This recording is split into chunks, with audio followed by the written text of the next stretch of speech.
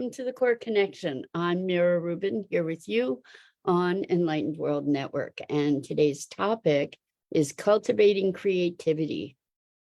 Rather than working with problems, generating new potentials. So it should be fun, sort of a switch of attention, and that opens up all kinds of new capabilities and possibilities. So before we get started, let's take a minute or two to get present. Let's take a deep breath in through your nose and hold it. And imagine clean, crisp oxygen flooding your lungs, flowing into your bloodstream, nourishing all your cells, all your organs, bringing vital life energy to your body and being. And as you exhale, exhale any tension, stress, negativity, fatigue. And now let's take another deep breath in through your nose and hold it. This time, imagine brilliant, bright light, lighting you up from the inside out, illuminating, electrifying, and energizing all your cells, your molecules, your electrons, creating a brilliant beam of light and energy from your heart out into the world. And as you exhale, exhale any tension, stress, negativity, fatigue. And now let's take another deep breath in through your nose and hold it. This time, imagine brilliant, bright light, lighting you up from the inside out, illuminating, electrifying, and energizing all your cells, all your molecules, all your electrons, and creating this brilliant beam of light and energy from your heart out into the world. And as you exhale, exhale any remaining tension, stress, negativity, fatigue. And now let's press our palms together. Vigorously rub your hands together to feel the friction, the temperature, the pressure, the motion, the tickling and tingling when you stop. And allow all those sensations to bring you present right here, right now, into this remarkable physical form that enables you to experience life. Welcome, welcome, welcome. So good to be here with you this morning. And we're talking about cultivating creativity. So cultivating creativity is a high mode of awareness. Good morning, Dido. So good to have you here with us this morning. Welcome. So much of our lives is driven by reactivity, where something happens, stimulus response, right? Where something happens and we need to find a way to respond to it, and we react to it, and we're often in problem-solving mode or emergency mode, and in that mode of being. Good morning, Lisa. Wow. It's been a long time. Welcome. So good to have you here with us. When we're in that mode of survival, reactivity, reaction, it's often automatic, and it is kind of putting out fires. So when we're in the putting out fire modality, it doesn't really give us the opportunity to step back and look at what might be a way to prevent the fires in the first place, right? Like, what can we generate to create a new trajectory of being, of circumstances emerging? And when we're able to step out of, this is what's required for creativity, is kind of stepping out of our predispositions, stepping out of our preconcepts, our preconceptualization, and our inherent biases, our inherent programmed thinking and behaviors. So in order to step into creativity, we need to be cultivating a different space, a different container that isn't bounded by the standard conventions of belief and thought. And you may have heard of companies that do spitballing, where they're looking to generate new ideas. And so they say, no idea is too outrageous. And of course, there are a number of outrageous ideas that get generated in those kinds of sessions, but there's a function even to the outrageous ideas in that they start expanding the edges. And we often live within these narrowly defined edges that are a reflection of assumptions that we don't even recognize. So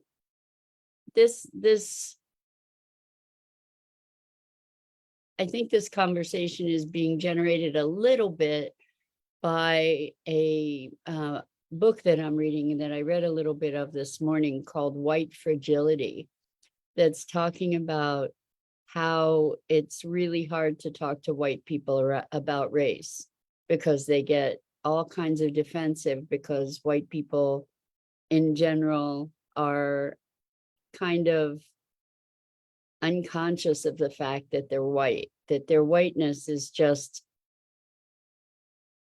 something that isn't in their focus most of the time, that their white identity and privilege is not even recognized. It's just it's like fish in water kind of thing. And that when race questions are raised, or racism is raised, then there's all kinds of reaction and upset, because there's a challenge to this foundational unconscious assumption, or a whole plethora of unconscious assumptions. So it's interesting because in this book, as I've been reading it, and I'm not finished yet, so I don't know how it resolves, but there's a massive critique of these dynamics of unconscious racism and how it is intrinsic kind of to our culture. But I haven't yet heard what to do, if anything, what to do with the awarenesses that are being put throughout the book. Good morning, Rosalind. Welcome. So good to have you joining us. We're talking about cultivating creativity. And meantime, I just sort of parlayed into this book that I'm reading called White Fragility, and the subtitle is something like Why It's So Hard to Talk to White People About Racism. And so what's fascinating about it is that lots of the invisible assumptions are being made visible, which is pretty cool. And then it allows us to become aware of some of that automatic thinking and automatic being that we are subject to. But I'm wondering, like what happens once we have this awareness? And so looking at what's possible to generate rather than trying to fix an existing problem, because existing problems typically are actually not an isolated thing, but are systemic. And in fact, one of the tenets of the book is that racism in the US is systemic. what, rather than trying to legislate things into being, which is something that we typically try to do, we make more laws or we build more systems to address this isolated problem or this isolated facet of something. To go to a creative approach means expanding the boundaries and perhaps, going into expanding the awareness of the greater system. And pushing those boundaries then allows for new observations, new awarenesses, and potentially new solutions or new approaches. I don't want to use the word solutions because that's sort of a problem-based word, but new approaches that are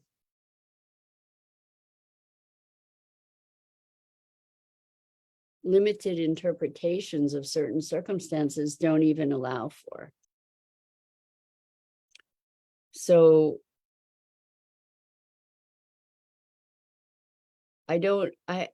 it's interesting that when we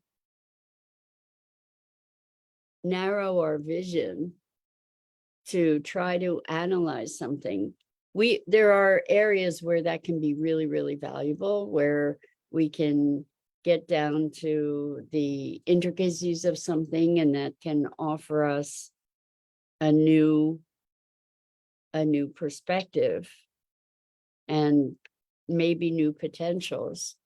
But what we're looking at is we have some heavy duty systemic problems. And I am using the word problem there. Some heavy duty pervasive dysfunctions of systems that have all kinds of inherent flaws to them, and going about staying inside that system to try to repair the flaws is really kind of counterproductive. What needs to happen is that we need to be able to create a greater framework to be able to look at the dynamics of of a system that holds those things in place. Certainly there's some merit, some value to being able to name something that was invisible. The thing then that is a common trap is that we become immunized to the label that we've placed upon something. And so when we step away from problem solving into creating, being creative, the energy of those two different approaches is so radically different. One is where we're trying to fix something. The other is where we're trying to discover something. So fixing often comes from the presumption that we know, whereas creativity is exploratory and expansive. Fixing something is kind of domination control model. Creativity is an engagement in discovery model. Very, very different attitudes and approaches. So Rosalind says, cultivating the creator. Allow the nymph to explore desire. Opening happens when we let go of how is that going to work. Drop the how for a moment and open up to the wow. I love it, Rosalind. That's beautiful. Very inspiring. Yes, because creativity is opening up to the wow. Like, oh my gosh, where did that idea come from? Or how could we not have seen that? It was there all along. It was so obvious and we didn't see it. We didn't see it because we had blinders on. So creativity is about at least expanding, if not taking the blinders off completely, to be able to perceive on another level and receive on another level. So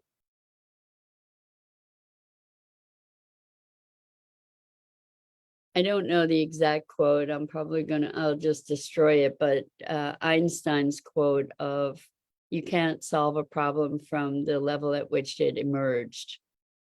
And that's what we try to do, is we look at these insolvable problems and we try to fix things. And oftentimes our fixes add up to create more problems. So in order to be able to address the true issue, we need to be able to get a higher elevation, a higher view, to be able to see more, to broaden our perspective. And that's what we're talking about with creativity.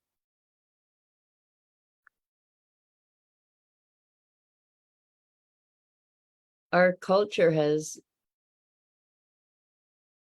been so much a function of mechanisms, efficiencies, productivity, all kinds of machine-like and manufacture-like terminologies. Those are the things that we've valued, right? If we can mechanize things, if we can make them more efficient, if we can make them more cost effective, if we can become more productive, like we're trying to optimize performance in machines.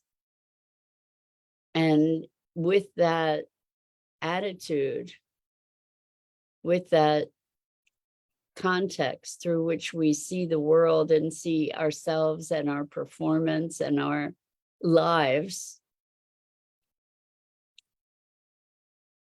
the notion of creativity can easily get lost and has not been valued to the degree that I think we need to value it. We get to cultivate that as a way to generate truly new ideas or truly new approaches. And what does that look like? To be in the question rather than the answer. So I kind of look at life through the lens of what are good questions. And there was somebody in my life who for the longest time would start every conversation with, the answer is. And in our rush to find answers, we wreak so much havoc. To be able to sit in the question, it's like I'm starting to understand more richly the value of Zen koans, right? Where you just sort of sit with the question, this irreconcilable seeming paradox, to sit with that polarity or contradiction until something else emerges, another perspective, a deeper insight that goes beyond the rational, reactive mind that just wants to control and dominate and fix and produce. And we have been enculturated to value those things: efficiency, productivity, accomplishment. What have you done lately? More, right? Always more. And so if we can find a space to stand or fly or hover or whatever, to be able to observe things in a greater fullness, in a space of curiosity and question, rather than answer or knowing, there's a wealth of new perception that can present itself to us. So Rosalind says, instead of repair mindset, seeing the relationships, exactly.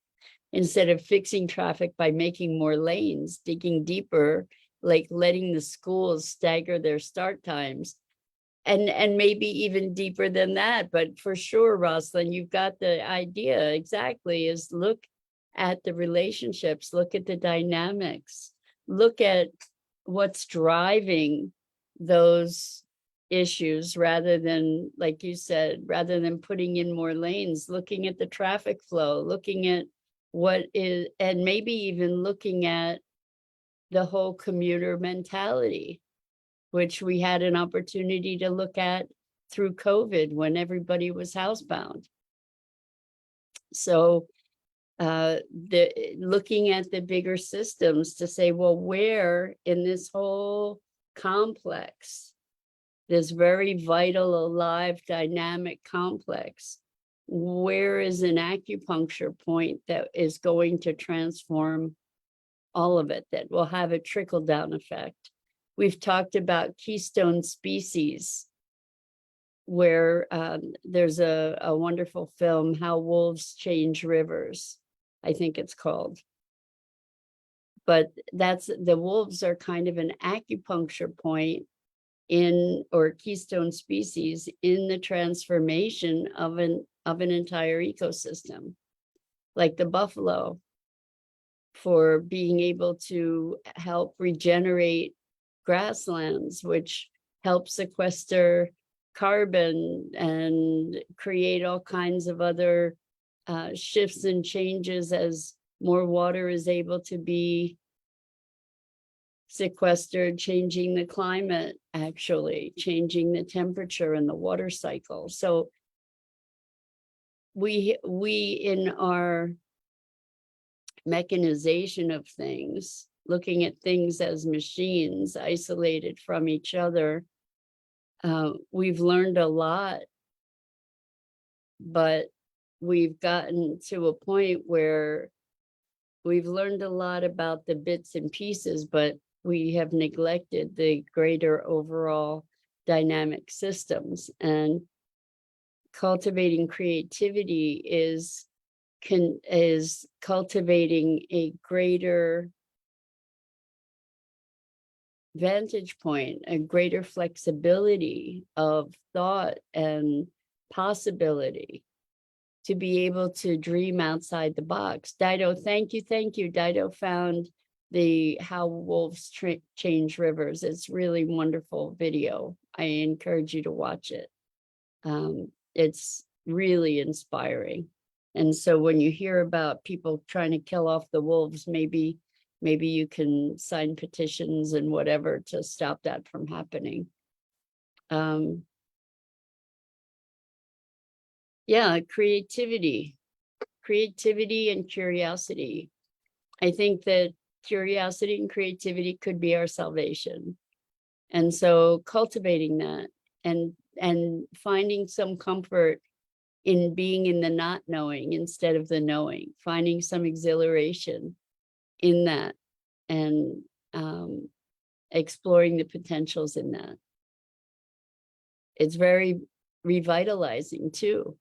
There's an energy of excitement and new and exploration that comes with that adventure that feeds our souls in a way that I think we so desperately need. A little bit of uncertainty, at least a little bit of uncertainty, is a healthy thing. At least that's what I say. It doesn't mean it's right, but check it out and see if it holds true for you. So with that, I'm Mira Rubin. This is the Core Connection, and I go live here each weekday morning at 9 a.m. Eastern on the Enlightened World Network Facebook page and YouTube channel. And as always, it is such a gift to be able to have this opportunity to talk together and explore new ideas, new ways of being, old ideas, old ways of being, all of the above. And I'm so grateful to you for the opportunity. So until next time, so much love to you.